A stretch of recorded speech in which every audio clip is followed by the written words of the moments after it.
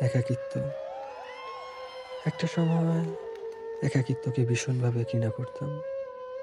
সর্বদা কারো সঙ্গ পাওয়ার অপেক্ষায় থাকতাম।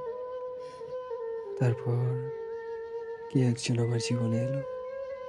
এলোমেলো আমিকে খুব যত্ন করে গোছালো। এরপর আগুন ধরিয়ে দিল। অগোছালো আমিটা হাওয়ায় বিলীন হয়ে হারিয়ে গেলাম কোনো এক অজানা জগতে। সে ছলনাময়ী ছিল না।